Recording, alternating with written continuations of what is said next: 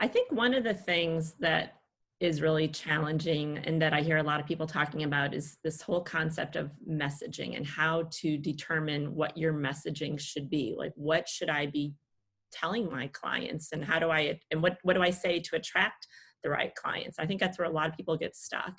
So how do you work with your clients on that, Rebecca? So the first thing I tell my clients is, you can't be everything to everyone. So we spend a lot of time taking a look at who their ideal customer is. So looking back out of all my clients, who would I say was just absolutely an ideal client? We clicked, it was great flow, great energy, and then really understand what their pain points are, their narrative, what's getting in the way for them, and really how you're solving their problem and what the results are. So recommend looking at customer testimonials to get a better understanding of how your solution makes them feel, and really how you're turning their pain or their anxiety or their overwhelm into a clear path forward, and really demonstrate what's at stake for them. So once you understand that inner narrative of your client or your customer, then you go back and look at your messaging and ask yourself the question, am I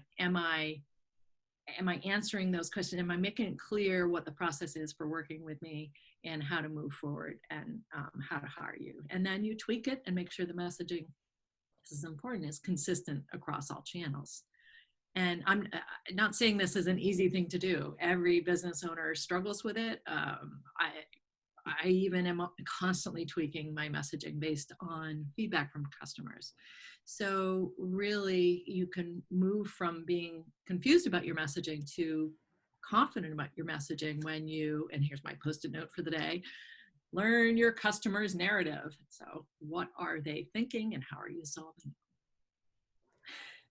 it? Well, like you said, it's not easy, right? But that feeling after you've figured it out, after you're speaking to your customers or potential customers' pain points, then it makes it easier for your potential customer, your ideal client, to find themselves in your narrative. So that, I would imagine it's simple but not easy. It's a process. Figure that out. It's a process. And I think the big danger, the big red flag, is when you start to do all the things and you don't have your messaging straight. Then you have to go back and redo everything. Because the right people aren't seeing themselves. Yeah. You can have everything in place, but if the right people aren't being attracted to you, it doesn't make sense to keep going. And I think the encouragement that I want to give to all entrepreneurs is, that you will evolve in your messaging.